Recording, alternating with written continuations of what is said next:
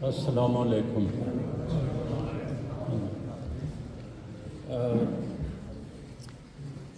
میں نے جو مضمون پڑھنا ہے چودھری محمد شریف خالد صاحب کی آپ بیتی برگو بار یادیں پر، وہ مضمون کچھ ادبی شخصیات کو بھیجا گیا تھا، ایک بار ذرا وہ بھی دیکھ لیں۔ تو انہوں نے اس پہ جو میسیج بھجوائے، آ رہی ہے آواز؟ آ رہی انہوں نے اس پر جو میسیج بھجوائے، میں نے جناب صدر صاحب کو بھجوائے، تو ان کا ارشاد ہے کہ ان کے پاس چشمہ نہیں ہے تو میں خود ہی وہ میسیج پڑھ دوں، تو میں ان کی طرف سے پڑھ رہا ہوں، یہ نہ کہنا اپنے منہ میاں مٹھو بن رہے ہو۔ ہاں جی، تو ایک ملک ہشام قمر صاحب ہیں جو مفتی سلسلہ ملک سیف الرحمان صاحب کے صاحبزادے ہیں، کینیڈا میں ہوتے ہیں۔ انہوں نے لکھا کہ السلام علیکم ورحمۃ اللہ، میں نے سوان عمری با برگو بار یادیں کے تعارف میں آپ کی اس تحریر کو 2 مرتبہ پڑھا۔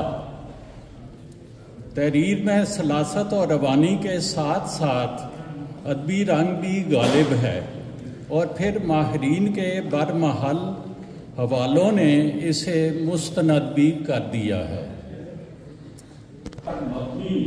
اس سوان عمری کا ایک خاکہ سا دے کر نقل کر دیا ہے، اور یہی تعارفی مضمون یا نوٹ کا مقصد ہوتا ہے۔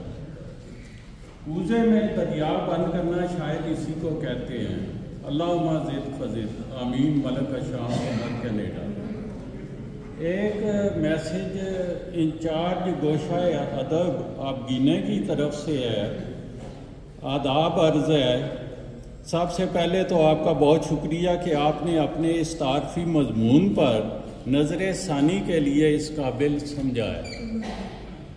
آپ کا طرز بیان بہت اچھا لگا، اور آپ نے اتنے عمدہ طریق پر تعارف پیش کیا ہے کہ لفظ لفظ سے عیاں ہے کہ آپ نے اس کتاب کا کس قدر عمیق نظری سے مطالعہ کیا ہے۔ اس مختصر مگر جامع تعارفی مضمون کو پڑھنے سے ہی کتاب کے مدرجات کا مکمل تاثر ابھرتا ہے۔ مصنف اور کتاب کا مزاج بھی آپ کے بیانیے میں در آیا ہے۔ مجھے تو طرز بیان میں کوئی ایسی کمی نظر نہیں آئی کہ جس کو پوائنٹ آؤٹ کروں۔ انچارج گوشہ ادب آپ کی میں کیا گیا ہے، اس میں لکھا ہے مشاعرہ اور ادبی پروگرام۔ کوشش کی ہے کہ اس مضمون میں ادبی رنگ ہو۔ امید ہے آپ کے ذوق لطیف کے لیے باعث تسکین ہوگا۔ ہم سب ایک فیملی کی طرح ہیں، بالکل ریلیکس ہو کے ذرا توجہ سے، اور بے شک آپس میں ایفرٹ بھی لگائیں، پی آئی کالج کی روایت زندہ ہو جائے۔ بالکل اس کا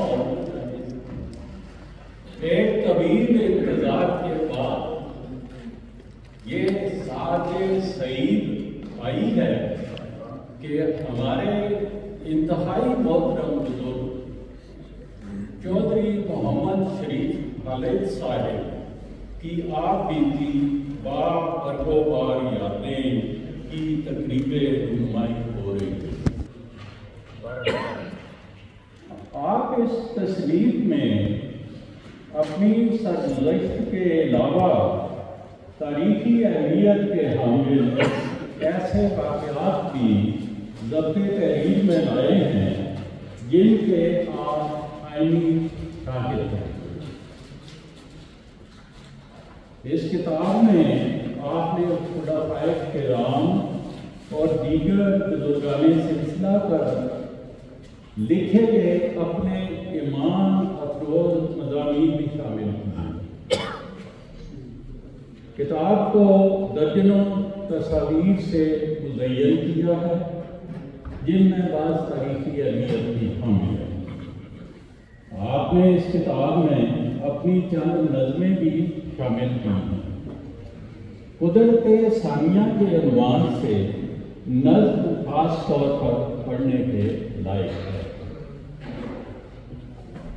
آپ نے اس تصنیف کو 28 مئی 2010 شہدائے لاہور اور ان کے اہل و عیال کے نام کیا پر اپنے جذبات رقم کیے ہیں۔ حرف اول کے آغاز میں اپنے رب کے حضور آپ کی تضرعات و مناجات دل اداس کرتے ہیں۔ اس کتاب کا ایک مختصر مگر جامع پیش لفظ مکرم حسن طاہر بخاری صاحب مبلغ سلسلہ جرمنی میں لکھا ہے۔ کتاب کے آخر پر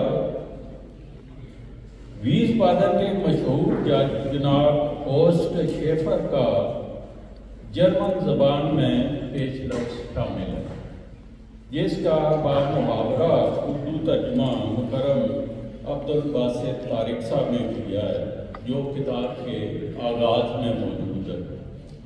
وہ دونوں صاحب خود تو موجود نہیں ہیں، بخاری صاحب اور باسط صاحب کا ان کا ذکر ہو گیا۔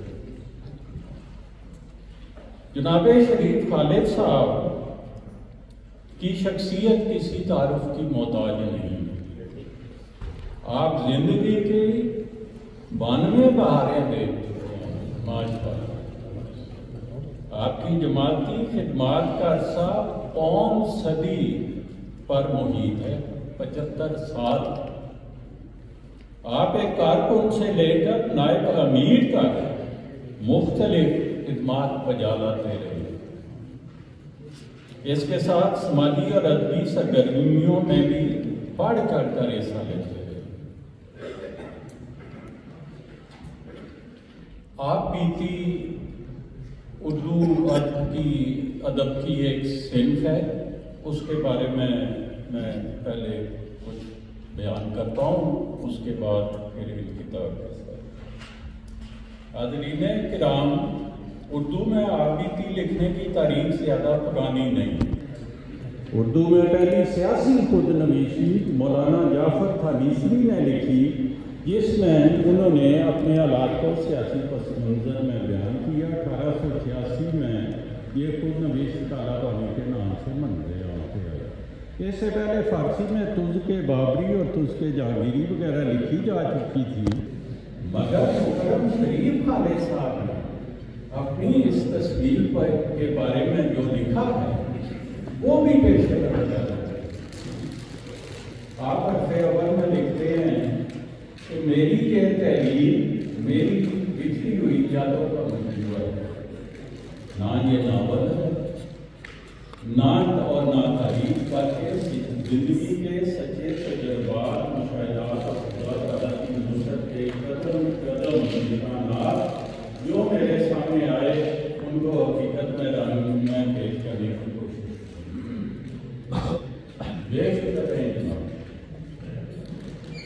میرا یہ مضمون بھی تنقیدی یا تحقیقی مقالہ نہیں، جس میں نقاد کسی کتاب کا فنی نقطہ نظر سے بنظر غائب جائزہ لے گا، جسے کہتے ہیں بات کی خاطر اس کے معاصر اور مائل کی نشاندہی اور اس کے عمومی اور ادبی معیار کا تعین یا مورخین بیان کردہ واقعات کی دیگر ذرائع سے تحقیق کر کے ان کی تصدیق کرتے ہیں یا ان کی صحت پر سوال اٹھاتے ہیں۔ اس مضمون میں تو صرف مصنف اور تصنیف کا تعارف اسلوب تحریر پر ہلکا پھلکا کرتا ہے۔ مکرم شریف خالد صاحب نے سفید کاغذ اور مضبوط جلد کے ساتھ 523 صفحات پر مشتمل اس کتاب کو 3 حصوں میں تقسیم کیا۔ پہلے حصے میں پیدائش سے 1963 میں جرمنی منتقل ہونے تک، دوسرے حصے میں جرمنی آنے کے بعد، جبکہ تیسرے حصے میں مقامی جماعت ڈیٹسن باغ میں جماعتی اور سماجی سرگرمیوں سے متعلق واقعات و مشاہدات درج ہیں۔ اجازت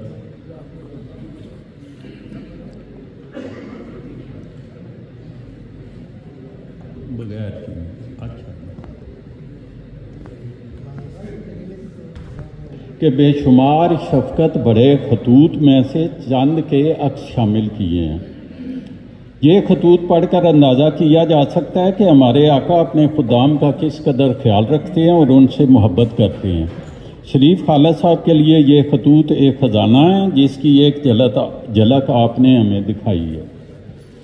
باقی کتاب میں سے جو میں نے اخذ کیا ہے وہ میں کوشش کرتا ہوں کہ آپ ذرا تیزی سے پڑھوں۔